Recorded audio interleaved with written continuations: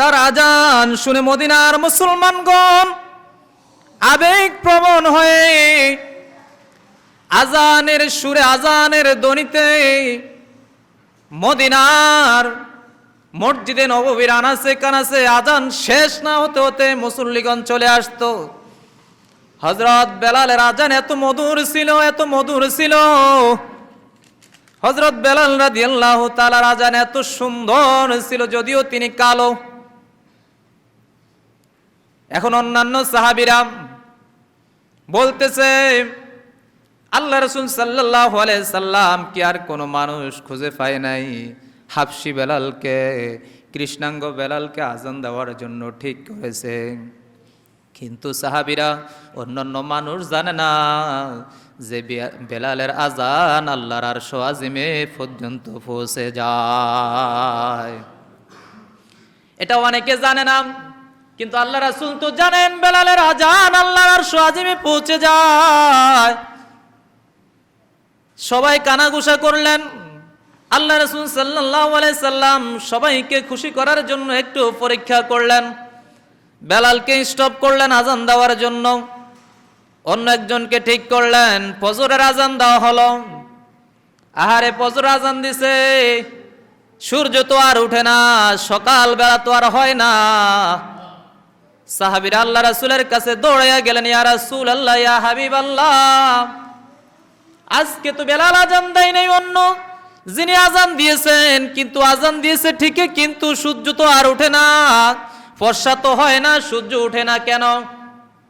আল্লাহ রাসূল সাল্লাল্লাহু আলাইহি সাল্লাম আল্লাহর সাথে কানেকশন লাগাইয়া দিলেন।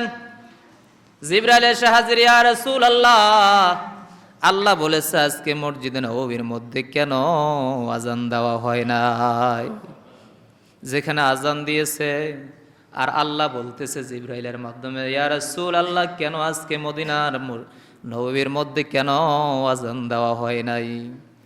লা ইলাহা ইল্লাল্লাহ, লা ইলাহা ইল্লাল্লাহ, লা ইলাহা ইল্লাল্লাহ, লা ইলাহা বাজন মনোরি ডুবলো বেলা দেখনা সহিয়া, বাজন মনোরি ডুবলো বেলা দেখনা সহিয়া। ফর পারে ডাকে পড়িলে, ফর পারে ডাকে পড়িলে, পার হবি তুই কি দিয়া, ডুবলো বেলা দেখনা সহিয়া। লা ইলাহা ইল্লাল্লাহ, লা ইলাহা ইল্লাল্লাহ, লা ইলাহা ইল্লাল্লাহ, লা ইলাহা ইল্লাল্লাহ, লা ইলাহা ইল্লাল্লাহ, লা ইলাহা। নবীর কালেমা নামাজ রোজা পথের সম্বল করিয়া, সামনে চলে রে অবুঝ মনে রে আল্লাহ আল্লাহ বলিয়া। আল্লাহ বিনে মাবুদ নাই রে, নবী বিনে উপায় নাই রে, দেখো শোনে মন বামিয়া, ডুবলো বেলা দেখনা সহিয়া। বাজন মনরে ডুবলো বেলা দেখনা সহিয়া। লা ইলাহা ইল্লাল্লাহ, লা ইলাহা ইল্লাল্লাহ, লা ইলাহা ইল্লাল্লাহ, লা ইলাহা ইল্লাল্লাহ, লা ইলাহা লা ইলাহা ইল্লাল্লাহ মুহাম্মাদুর রাসূলুল্লাহ সাল্লাল্লাহু তাআলা আলাইহি ওয়াসাল্লাম। মুআজ্জাজ মোহতারাম, সম্মানিত মুসলিম কিরাম উপস্থিত, আসসালামু আলাইকুম ওয়া রাহমাতুল্লাহি ওয়া বারাকাতুহু। মহান রব্বুল আলামিনের দরবারে অসংখ্য অগণিত রুকু ও সুজুদ শুকরিয়া আদায় করে যিনি দয়া করে মায়া করে পবিত্র জুমার নামাজ পড়ার জন্য সকলের আগে আশার বসার আল্লাহর জিকির নবীর দুরূদ শরীফ আদায় করার তৌফিক দিয়েছেন। সকলে উচ্চ আওয়াজে পড়ি আলহামদুলিল্লাহ। শত শত লাখ কোটি দুরূদ ও সালাম জানাই আকিনাম তাজদারে মদিনা নূর মুজাসসাম সরকার দো আলম শফিউল মুজনবিন হায়াতুন নবী জিন্দা নবী নবী মুহাম্মদ রাসূলুল্লাহ সাল্লাল্লাহু তাআলা আলাইহি ওয়াসাল্লামের উপর, রাসূল সাল্লাল্লাহু তাআলা আলাইহি ওয়াসাল্লামের উপর সাহাবীদের এমন মহাব্বত ভালোবাসা যা সকল কষ্টকে উপেক্ষা করেছে। আমরা আজকে যে বিষয়টার উপরে জানব, হযরত বেলাল রাদিয়াল্লাহু তাআলার জীবনী থেকে কিছু আমরা শিক্ষা গ্রহণ করব। কারণ আমাদের মাঝে আল্লাহ পাক রব্বুল আলামিন এই যে আবহাওয়াটা দিয়েছেন, অনেকের কাছে অনেক কষ্ট লাগতেছে, প্রচণ্ড গরম আমরা মনে করি। এই গরমকে আমরা পুঁজি করে কিছু মানুষ নামাজ ছেড়ে দিচ্ছি, কিছু মানুষ আমরা আল্লাহর কাছ থেকে দূরে সরে যাচ্ছি। অথচ আল্লাহ পাক রব্বুল আলামিন আপনাকে আমাকে অনেকভাবে পরীক্ষা করে থাকেন, রোগ দিয়ে, ব্যারাম দিয়ে, অসুস্থ দিয়ে, গরম দিয়ে, ঠান্ডা দিয়ে। কথা বলেন ঠিক কিনা? সকল প্রতিকূল অপেক্ষা করে আল্লাহর সন্তুষ্টির জন্য কাজ করতে হবে। কথা বলেন ঠিক কিনা?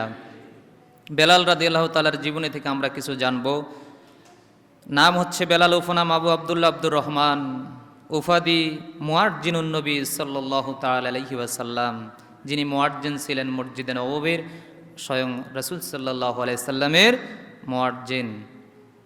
প্রসিদ্ধ তিনি কৃষ্ণাঙ্গ সাহাবী ছিলেন। কৃষ্ণাঙ্গ মানে কি? অত্যন্ত কালো, একদম কালো সাহাবী ছিলেন আল্লাহ রাসূলের। মক্কায় জন্মগ্রহণ করেন, আবিসিরিয়ার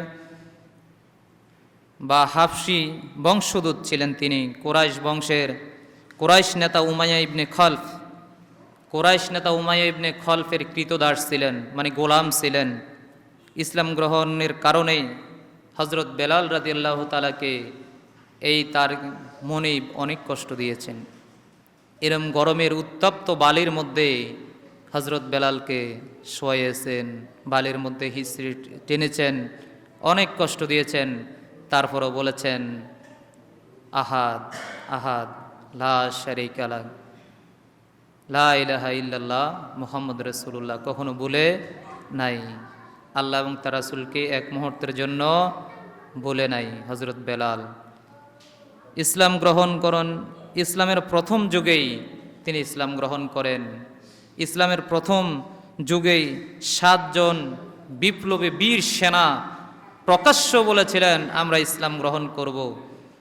একদম সর্বপ্রথম যারা প্রকাশ্য বলেছিলেন আমরা ইসলাম গ্রহণ করব, 7 জন ব্যক্তি, 7 জন সাহাবী, তার মধ্যে একজন আছে বেলাল। জোরে বলেন না সুবহানাল্লাহ।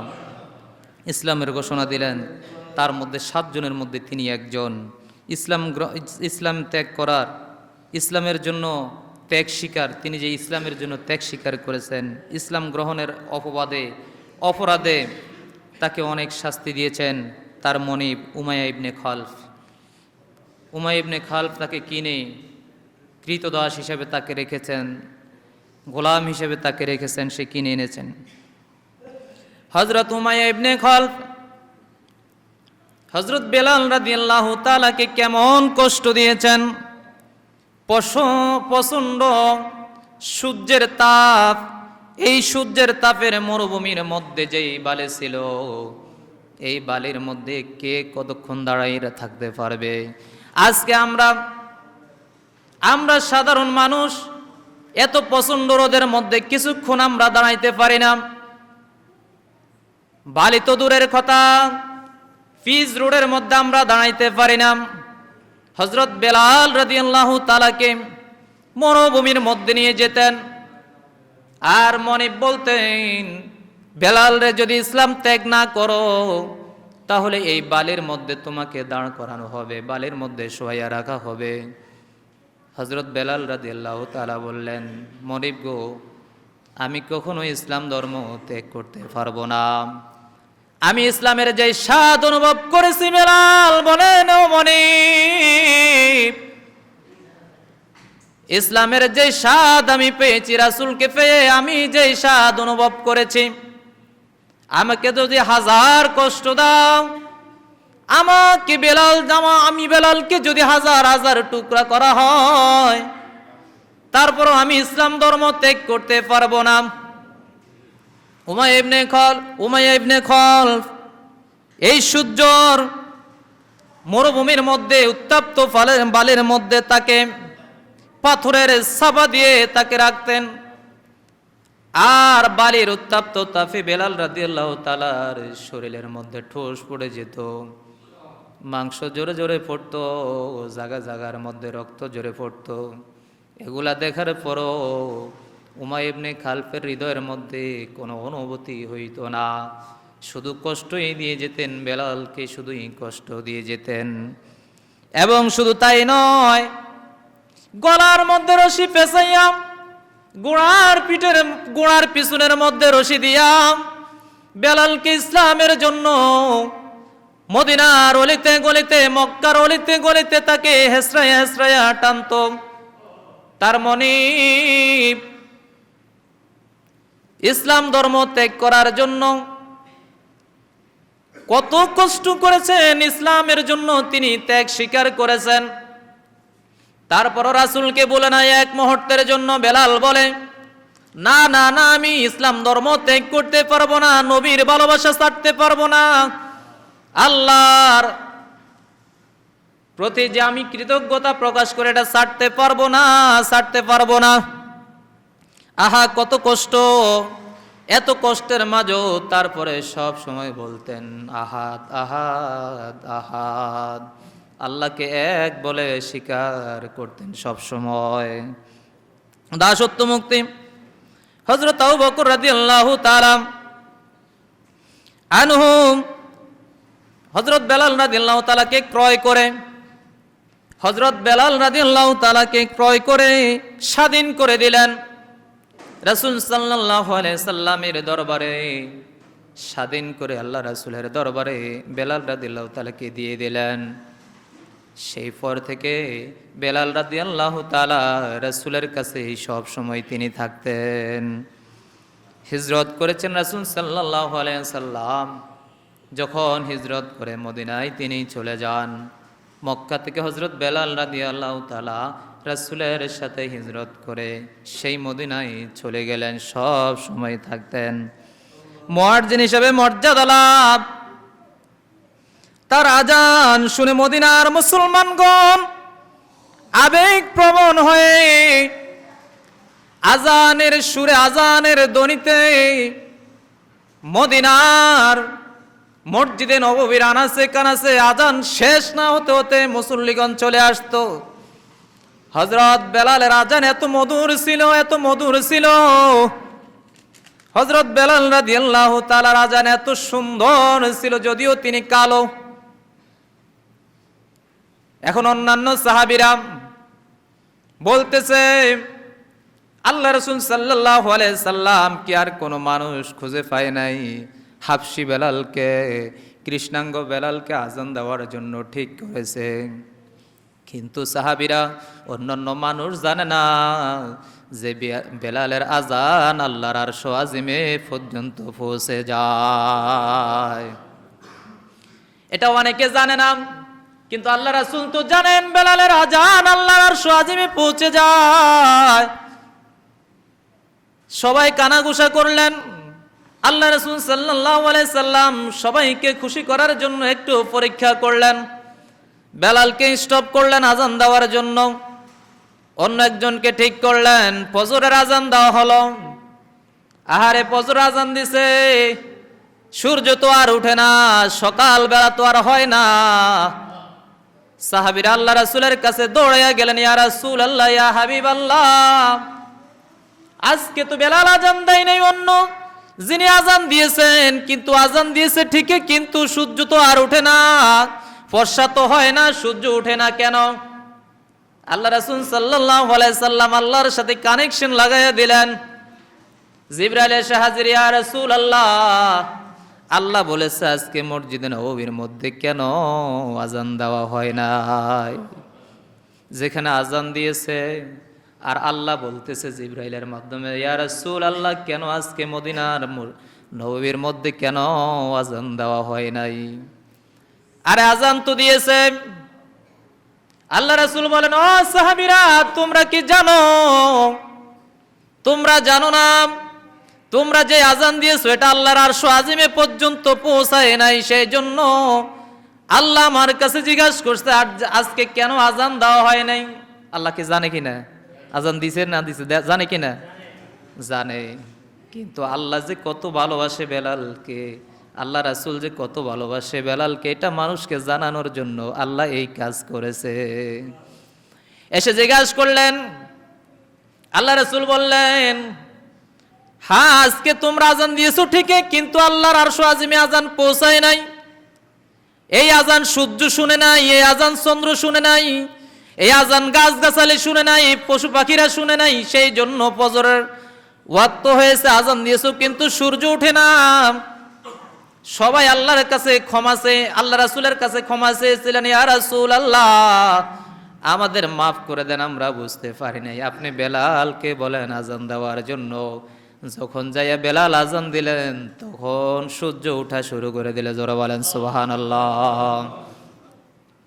কেমন বেলাল, এই বেলাল কত কষ্ট করেছেন। আমি এই জন্য এই কথাটা বলার এই উদ্দেশ্য, এত গরমের মাঝে এত কষ্টের পরও বেলাল রাদিয়াল্লাহু তাআলা নামাজ ছাড়ে নাই, আজান ছাড়ে নাই, নবীর মোহাব্বত ছাড়ে নাই, আল্লাহর ভালোবাসা ছাড়ে নাই। কিন্তু গরমের একটু অজুহাত দিয়ে গরমকে পুঁজি করে আমরা নামাজ ছেড়ে দিচ্ছি, আল্লাহর হুকুম আহকাম ছেড়ে দিচ্ছি। গরম লাগে নামাজ পড়তে পারি না, ঘাম দেয় নামাজ পড়তে পারি না। ভাই বাবারা একদিন চলে যেতে হবে। এই বেলাল কত কষ্ট করেছেন, বেলালের কাছ থেকে অনেক কিছু আমাদের শিখার বিষয় আছে। জিহাদে অংশগ্রহণ, তিনি বদর সহ অনেক যুদ্ধ তিনি অংশগ্রহণ করেছেন রাসূলের সাথে। বদর যুদ্ধে তাকে কষ্ট দেওয়ার কারণে সারা জীবন যেই মনিব উমাইয়া ইবনে খালফ এই বেলালকে কষ্ট দিয়েছে, পাথর চাপা দিয়েছে, উত্তপ্ত বালুর গরমের মধ্যে শুয়ে আছে। সেই বদরের প্রান্তরে, বদরের যুদ্ধের সময় আল্লাহ পাক রব্বুল আলামিন কেমন বিচারক, সেই বেলালের হাতে উমাইয়া ইবনে খলফকে আল্লাহ পাক রব্বুল আলামিন হত্যা করেছেন। সেই বদরের যুদ্ধেই বেলাল তার ওই মনিব যে তাকে ইসলামের জন্য কষ্ট দিয়েছে, আল্লাহ এই বেলালের মাধ্যমে তাকে